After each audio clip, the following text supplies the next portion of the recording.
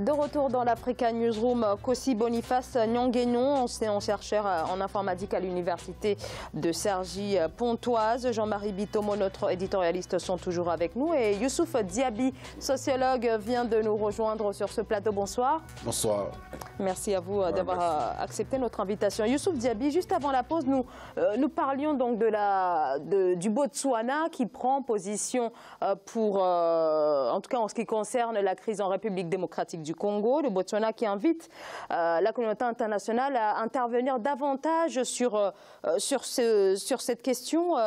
Youssouf Diaby, on a vu ce dimanche cette répression de la manifestation qui avait été annoncée comme étant pacifique par l'Église congolaise. Sans l'intervention de la communauté internationale, quelle marge de manœuvre pour l'opposition en République démocratique du Congo? Merci beaucoup. Moi, je pense que déjà, vaut mieux prévenir que guérir. Et c'est important le fait que le Botswana, qui est un tout petit pays, qui donne de la voix aux autres pays africains, tels que l'Afrique du Sud, qui est plus à côté, qui est l'Afrique, l'Angola et même l'Union africaine, parce qu'il faille que tous les pays puissent prendre position afin de ne pas laisser ce carnage humain qui est en train de se mettre en place depuis déjà 2 ans. Alors l'Église, quand elle prend position, ce n'est pas nouvelle que l'Église prend position dans les débats politiques dans le monde. Et que ce soit en France, que ce soit en Angleterre, que ce soit partout dans le monde, les religieux ont leurs paroles parce que ce sont les mêmes qui sont administrés par le pouvoir politique. Donc l'Église a sauvé des vies et a sauvé le pouvoir de Joseph Kabila en 2015, en 2016. Donc il va de soi aujourd'hui que l'Église est déboutée de la méfiance et du fait que le président Kabila veut s'accrocher coûte que coûte au pouvoir et jouer avec tout le monde. Et que peut faire l'opposition? Est-ce que l'opposition congolaise a véritablement besoin du soutien de la communauté internationale pour faire plier le régime? Et en tout état de cause, dans le débat politique, on a besoin d'un pouvoir endogène et on a aussi besoin d'un pouvoir exogène. C'est-à-dire qu'on a besoin d'abord de l'intérieur qu'on puisse consolider nos acquis afin de demander que l'autre puisse laisser le pouvoir. Mais aussi, surtout, il n'y a pas de repli sur soi en politique. Il y a de l'ouverture. Et cette ouverture fait que la communauté internationale et l'opposition a besoin réellement d'avoir l'appui de la CENZAC, d'avoir l'appui de la CEDEAO, d'avoir l'appui de la CEMAC, d'avoir l'appui de toutes ces organisations sous-régionales et régionales, afin de demander au président, dont le mandat est à épuration depuis déjà 3 ans, afin qu'il puisse partir dans la paix et sans une transition militaire ensanglantée, parce que ça a été toujours comme ça en Afrique, dommage.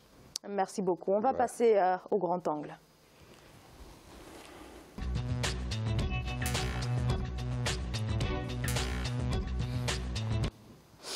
Les États membres de l'Union africaine vont bientôt disposer d'un marché commun, une zone de libre-échange continentale. Le chef de l'État rwandais, Paul Kagame, qui pilote depuis 1 an les propositions de réforme de l'organisation, a annoncé le lancement de ce marché commun le 21 mars à Nelly Claude-Bessa.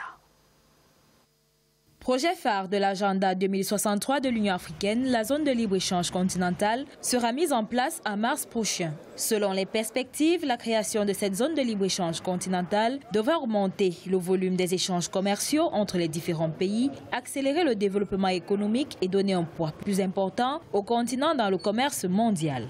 Les consommateurs devraient également voir les prix de nombreux produits baisser avec la suppression des taxes de 90% de 200 produits échangés sur le continent. Mettre sur pied une zone de libre-échange continentale, en principe, devrait conduire à une amélioration des échanges entre les États africains et qui va booster notre PIB. Sur le plan politique, mettre sur pied une zone de libre-échange continentale peut contribuer à harmoniser ce processus d'intégration au niveau de toute l'Afrique. Néanmoins, l'accord commercial qui vise à stimuler la croissance des industries du pays du continent suscite des incommodités concurrentielles pour les petites économies africaines. Elle redoute que les 10% d'articles classés sensibles entraînent une perte de revenus et une concurrence déloyale vis-à-vis des industries naissantes. Le Nigeria a tendance à exclure les produits fabriqués par des personnalités importantes afin de limiter la concurrence sur le marché. Ces questions sont encore en cours de négociation. Personne ne sait ce que les pays désigneront comme sensibles et lesquels seront exclus. Mais par expérience, le sucre et le lait ont tendance à être sensibles. Et certains pays musulmans excluent l'alcool et le porc. L'un des défis de cet accord commercial est de permettre des avantages équitables entre les différents pays africains. La signature est prévue pour le 21 mars prochain lors du sommet extraordinaire de l'Union africaine qui aura lieu à Kigali au Rwanda. Rappelons que, selon la Commission des Nations Unies sur le commerce et le développement, la suppression des droits de douane pourrait entraîner des gains de 3,6 milliards de dollars par an au continent africain. Pour autant, est-ce que les moyens sont réunis pour que cette zone permette de doper le commerce intra-africain?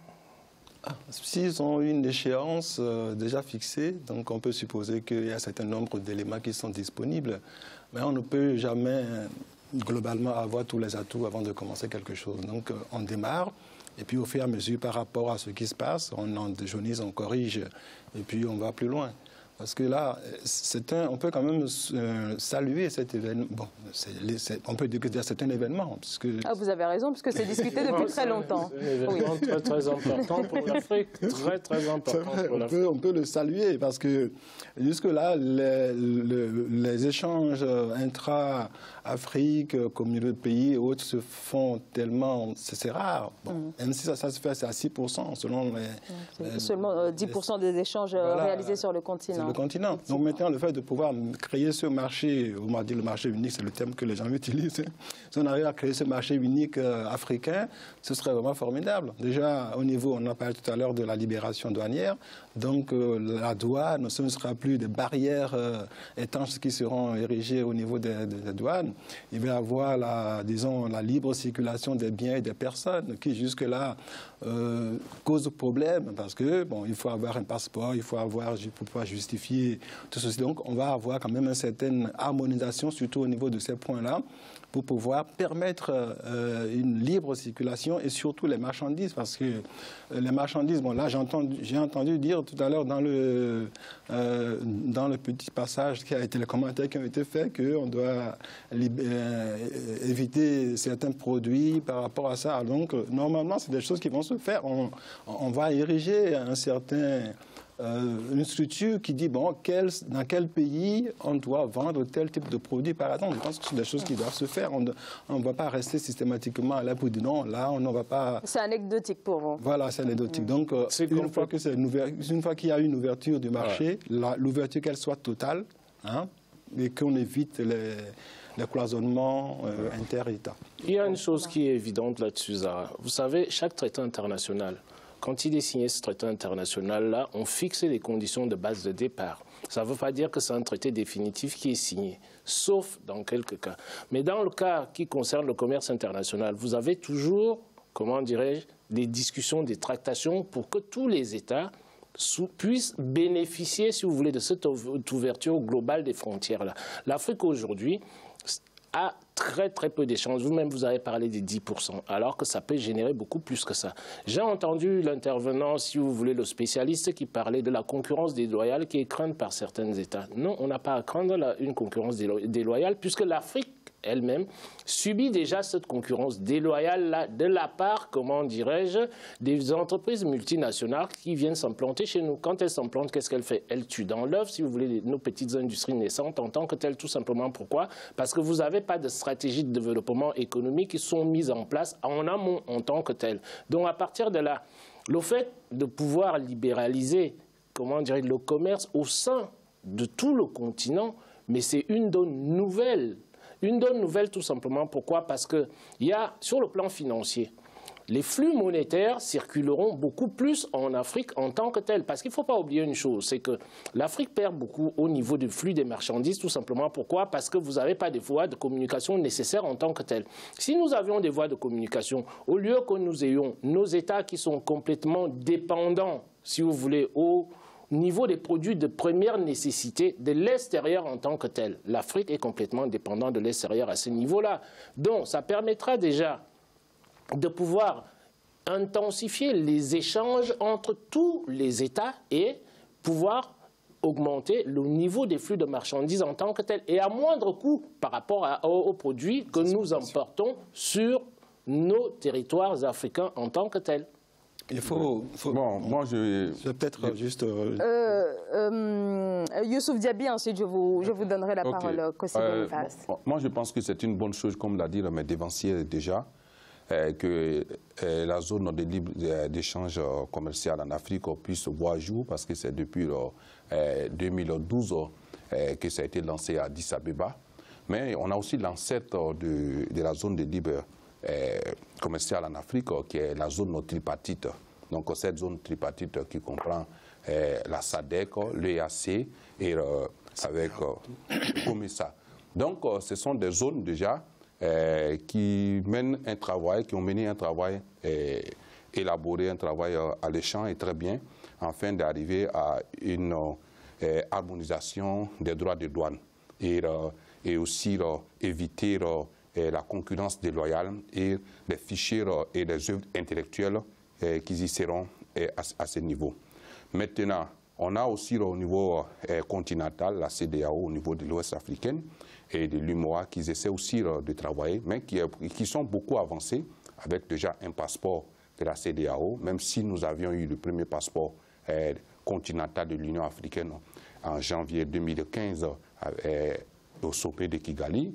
Donc, mais ici, comme le disait mon dévancier aussi, l'éditorialiste, c'est qu'on on est déjà avalé, on est déjà étouffé dans une stratégie de multinationales par des accords qui sont signés depuis le temps colonial.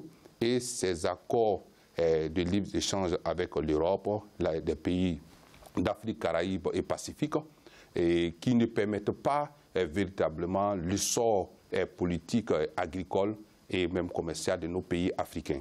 Donc ici, quand en France déjà, nous voyons déjà que les Français se ferment du fait de l'arrivée du marché de l'Amérique latine au niveau de l'agriculture.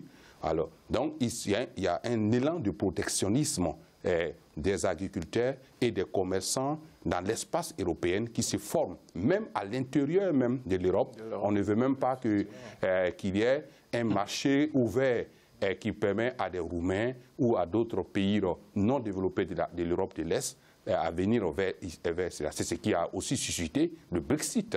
Donc, nous, au niveau de l'Afrique, déjà le premier forum qui a eu lieu à Addis Abeba en 2015, le forum de négociation afin d'harmoniser tous ces droits, et avec le deuxième forum à Abidjan, qui a été l'enlèvement, c'était de voir que d'abord, il ne fallait pas oublier la question de la monnaie, comme le disaient les éditorialistes. Donc, le mois passé au Ghana, les chefs d'État de l'Afrique de l'Ouest se sont retrouvés pour pouvoir harmoniser afin qu'en 2020, on ait une monnaie commune. Parce qu'ils parlent d'une commerce fluide, parlent d'une monnaie commune, et ces deux vont y ensemble. Donc, nous sommes, et à partir du moment qu'on aura une monnaie commune, ça nous permettra à l'Afrique de pouvoir mener le commerce librement. Parce que sur la balance internationale, l'Afrique fait moins de 2% sur la balance commerciale internationale, ce qui est un poids déjà qui ne nous permet pas d'avancer. Qu'est-ce qui pose ces problèmes? Ce sont des problèmes qui sont structurels, ce sont des problèmes aussi qui peuvent être sociologiques au niveau des pays africains qui se laissent toujours dominer par le poids de l'Occident, des multinationales. Donc peut-être que ça peut être une sortie qui nous permettra de mettre nos synergies ensemble afin de pouvoir évoluer vers un véritable commerce dans notre pays et en Afrique. Kossi Boniface Longueignon. Ce que je voudrais ajouter, je voulais ajouter la dimension industrielle parce qu'on constate que le secteur, la plupart de nos régions ont développé le secteur tertiaire, c'est-à-dire le commerce, les échanges, alors que le secteur industriel est parfait mine de parents pauvres. Donc moi, j'aurais souhaité que cette partie-là, cette dimension industrielle soit intégrée dans cet échange-là pour qu'on puisse créer. Sinon, nos produits vont partir toujours, tout le temps.